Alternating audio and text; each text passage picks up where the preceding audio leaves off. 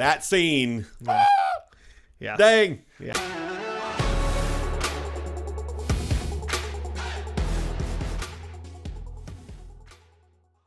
Hey there, Nomads of Lore. I'm Sean. And I'm Jonathan. And together we are Mead and Mischief, your home away from no home. And I remembered to say that this time.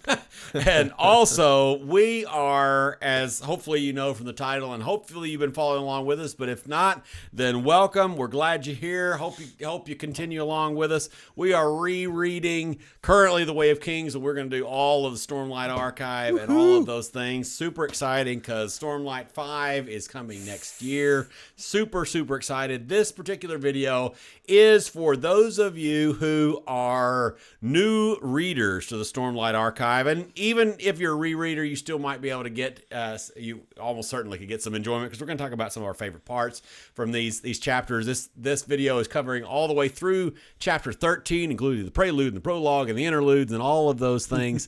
And so that's what we're going to talk about. We're going to start out by kind of going through some things that, since this is especially for new readers, we're going to kind of go through some some things that you should and could be paying special attention to, because there's a lot in this series. So we're going to kind of go through some concepts and characters and locations and some other things that that you can pay attention to.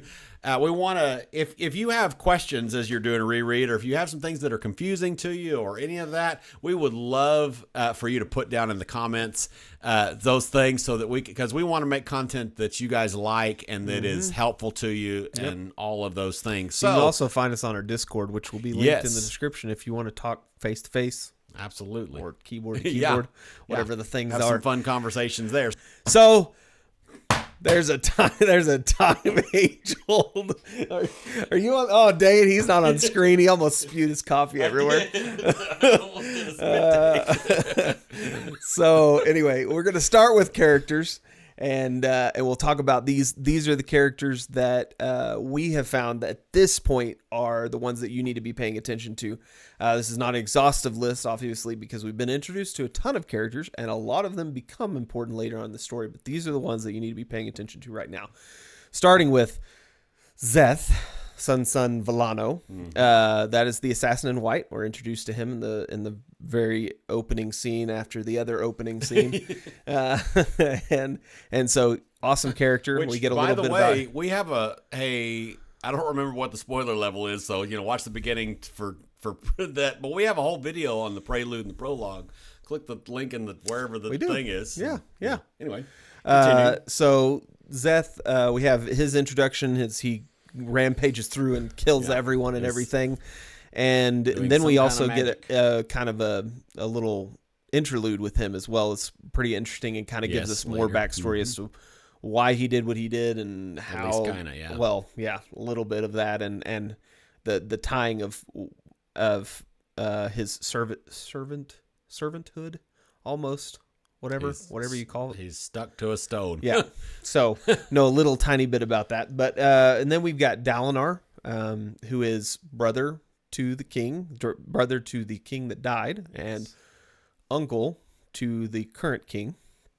And then we've got Kaladin, who is basically the main character for this first book. He's the one that this whole book kind of centers around. He has the most page time. He has a lot of page time. Yep, and some interesting page time even in this first beginning. He's got some good stuff. And then we've got having a bad day. We've got Sean's favorite character, Shallan, who is also having a bad, or has had a bad day, has a terrible family, has craziness going on everywhere, and is trying to help her family and all kinds of things by teaming up with Jasnah, who is another good character, and not Dalinar's daughter, and Dalinar's niece, Jasnah, who is, what did you say about her? You said something really good. She's the greatest living scholar, is what we've been told. Living scholar. Mm-hmm. Yep. So, and that's why Shallan wants to have her tutelage she has under her. Soul caster, which we don't know a lot about, but a little. Yes. Then we've got Adolin and Renarin, who are both sons of Dalinar. We've got the older son, which is Adolin, who is just trying to follow after his father's footsteps, do exactly what his dad wants him to do, and be the perfect firstborn. And then Reynarn, who's a little different. He's got a blood disease. We're not sure what that Yeah, like that's blood. that's what they're blood illness or something like that is what they say. We don't know anything about that. Yep. And then we got an interesting character that we won't go into a whole lot of detail about because you can't. But Wit. Yeah, it's a really interesting character. And exciting. Yep. And then of course you've got the current king, Elokar. So what are we going to talk about next? Heralds. So let's talk about so some other things that we learned, and this is going to take like half a second. He got the long one today, which is great. We're going to continue talking about some other stuff, but so we're introduced to a couple of new concepts, which we know about that much about. So I'm not going to spend much time on it. So in the prelude to the Stormlight Archive, so the prelude to the whole series, we are introduced to these characters that are heralds, and we see them that one of them is dead and gone somewhere, and the other ones decide to give up on the Oath Pact. We don't really know what that means. We know that it's bad, and they were tortured wherever they were. We also know that at this point, and this is why we are including this essentially is because we know that many of the people groups, many of the nations worship the heralds as gods at this point in modern day times, and so they revere them, and they think they're really hot stuff, and they go by different names even, and some of those things. So that's pretty much all we know about the heralds. We're going to learn a lot more. We also know that the Knights Radiant existed. We know about nothing about them except for everybody hates them and thinks that they're bad, pretty much, except maybe Dalinar. And I think that may actually be in the next chapter of the next section. But so we don't know much of anything about them. They existed, and we know a little bit from Szeth's perspective that maybe he can do some of the things that the Knights Radiant could do, maybe, but we don't really know. Something about gravity and whatever. I mean, and that's about all we know. We're going to get lots more information about all of those things. So yeah, that's the next thing. We also get introduced to Spren. You want to spend a half a second? Yeah, on sure. Spren? We can talk about Spren. So Spren. Really, we're not going to do too great of detail on this because there's a lot of spoilers involved in this whole idea, but we are going to do a spoiler-free Spren deep dive video for those of you that want to know more and kind of get an overview of what Spren are.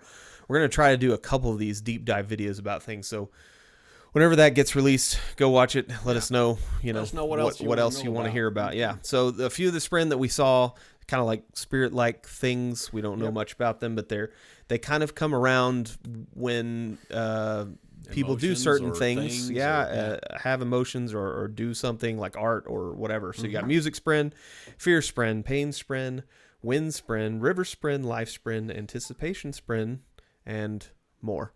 We will put the whole list of what we've seen so far on the screen right now, and we'll hopefully turn off this stupid dinging. So then what else did we see? Some locations. So there we several different locations were mentioned, either mentioned or visited. And so we kind of want to cut through that. We'll go ahead and list on the screen. These are all the locations that were either actually there's one or two that were just remotely mentioned that aren't on this list. I think there's like one or two, but these are the ones that are mentioned with some knowledge-ish attached to them, and whatever else. And really, those on the screen are the ones that we've seen so far. Now, we want to kind of narrow that even further down to really the only two that you have to really care much about right now are Kharbranth, which is where Shallan is, at Shallan and Jasnah. That's where she finally caught up to Jasnah, and all of that is happening. And then the Shattered Plains, where at this point at Kaladin ends up, right? So the Kharbranth is an important city that's got cool bells and all the things, called the City of Bells, and it also has the big library, right? So there's lots of books, so that's why it matters. The Shattered Plains matters because that's the center of the big battle fight war thing that's happening with the ongoing battle. Yeah, exactly. With the Parshendi and with the Alethi, and all of the Alethi war camps are sitting there, and they're fighting the Parshendi, and terrible things with bridges. Bridges. Yeah, lots and lots of bridges. Terrible things with bridges are taking place.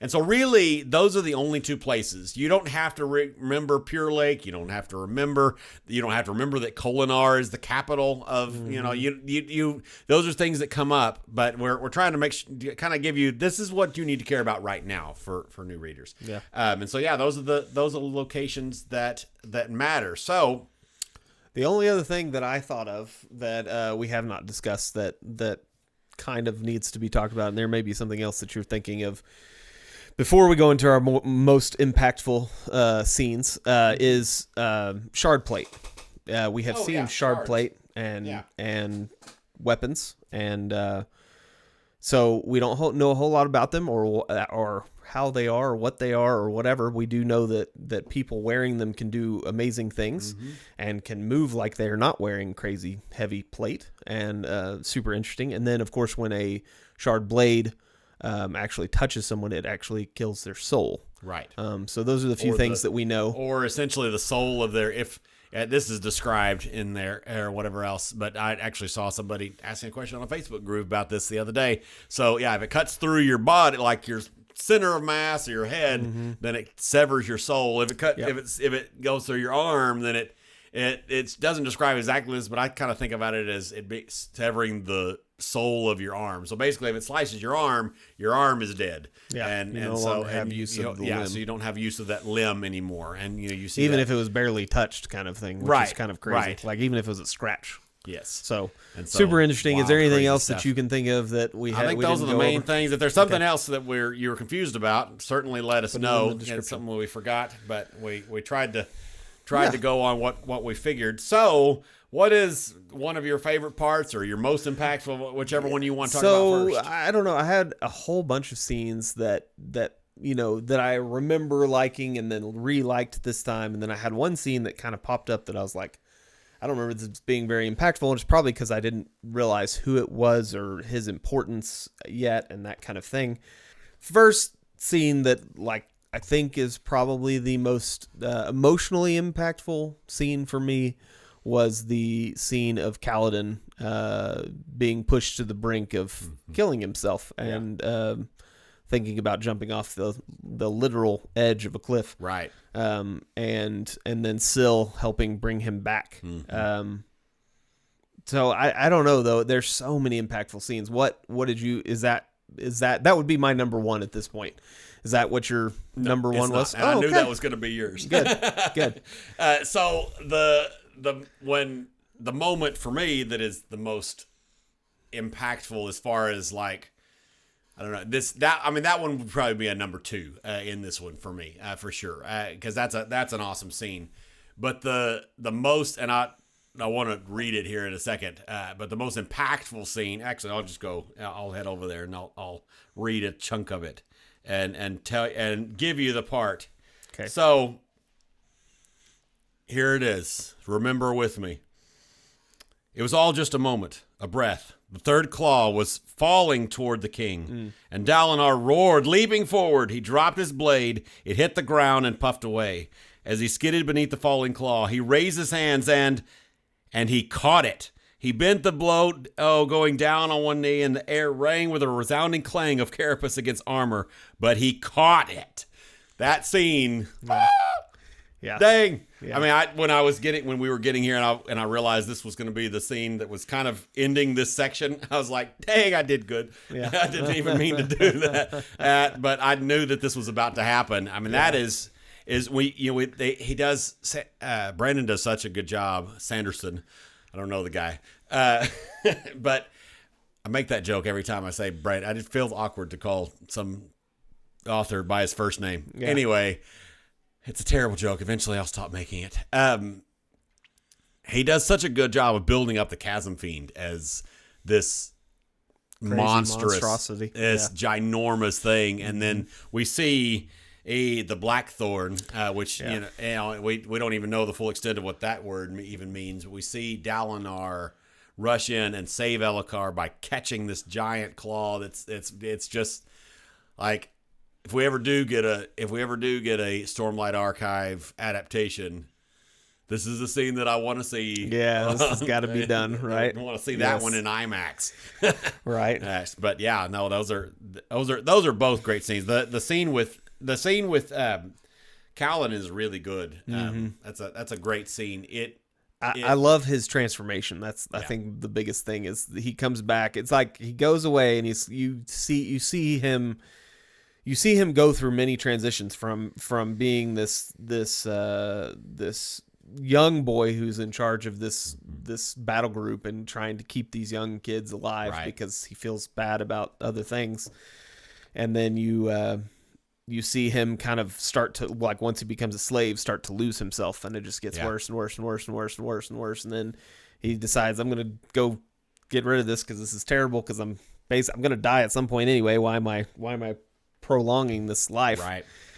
And then his immediate transition when he decides to not do it and turns around and walks back into camp, the way he handles what is the guy who's like the head of the the only named other is Moash. No. What are you talking about? No, Gaz. Gaz. Yeah, oh, Gaz. Yeah. The way he comes back and just like takes care of Gaz is just awesome to me. It's like I 100%, 180, and even thinking through, okay, how do I keep this guy from?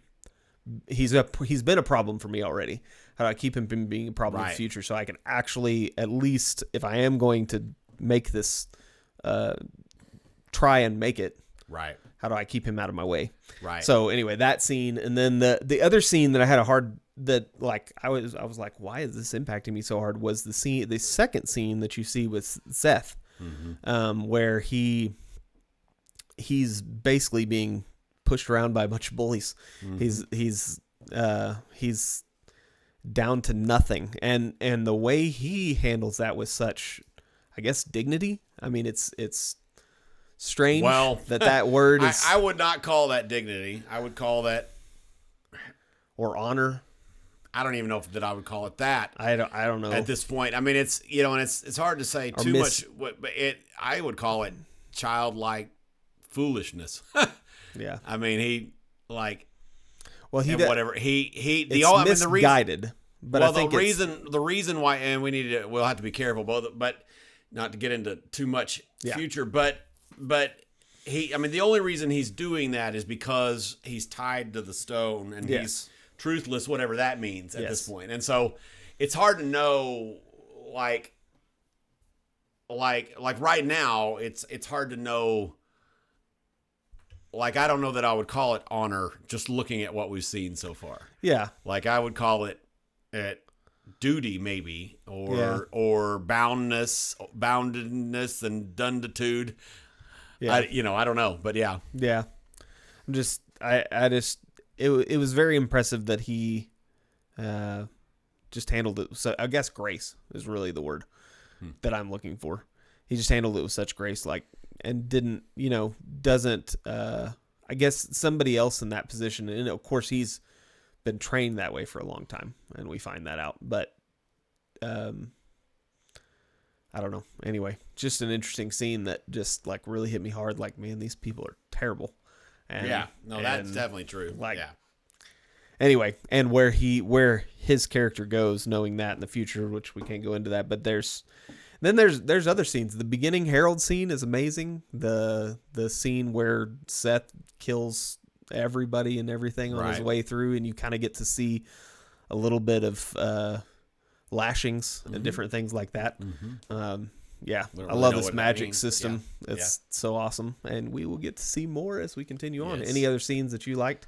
Oh yeah. So I think the funniest scene in this is when Shallan has to go and decides to go get the books because because I love her interaction with the sailors as well. And with what's his face? What is his name? what is the guy that The ghost of town with her. yeah, whatever his name is. Yeah. It's in one of these pages right around here. But I love his it's funny him kind of being her Protector. well, her pretending to be her Chauffeur. her manservant, whatever, you know. That's funny. But anyway, where she has to go and she deals with the merchant in the store. He comes absolutely hilarious. My most laugh out loud moment is where she's like talking to him and giving him grief or whatever, and then the clerk says, "Brightness, I believe you stray into sarcasm." She says, "Funny. I thought I'd run straight into it, screaming at the top of my lungs." And it's just silly and hilarious. She's pretty funny in these early chapters. I actually saw somebody else the other day talking about how in these early chapters with Shallan, they didn't mind. They actually liked her, but then they don't like some of the stuff later, which I won't go into for spoilers. But I think one of the reasons why I like Shallan so much is because I feel like I really, not everything with her, and especially some of the stuff that happens later with her and all that, but I feel like I relate to a lot of the things with Shallan of like feeling like you're not good enough and feeling like you have to, and this hits me different as, well, I've only read this as an adult, but feeling like you have to do a thing for other people or whatever, taking care of your kids, your family, whatever else. But if you could just get, with Shallan, it's like if she could just do anything she wanted, she would love to just she would love to learn from Yasa and become, a real scholar. And her feeling like she's not a real scholar and a real, like she's not good at anything, but clearly being, and having talents that are there that she's not seeing and whatever else. And anyway, it's some good stuff. We get some good comedic stuff with her, and we'll continue getting more stuff with her as we continue. But another scene that was really good for me was we can't go into a lot of detail again with him, but the wit scene was short, but yes, was very and it kind of gave me this vision of like duality between Wit and Kaladin a little bit. Kaladin cares for the downtrodden, and there's a reason for that. And Wit kind of in his own way cares for the downtrodden, and he doesn't like protect them in such a way as Kaladin does, but he just cares for them with words, kind of thing, and guides and and teaches and stuff. And we actually, that hits on the nose for anyway, the whole other thing. But so anything else we need to talk about? I think those are every time you see me do stuff like that, it's because spoilers and I can't say anything. Yeah, he gets that's a great that's an exciting thing to talk about in another video. Gummit. So those are the awesome bits in this. We hope you guys are enjoying this reread with us, because we definitely are. And if there was something that you were expecting in this video or you were hoping to see in this video you didn't see, stick it in the comments. We are definitely all up for, if you hated the video, tell us why, and we're up for changing things and doing things that you want to watch. So thank you guys. Hope you had a wonderful week, and we will see you on the flip side. Bye-bye.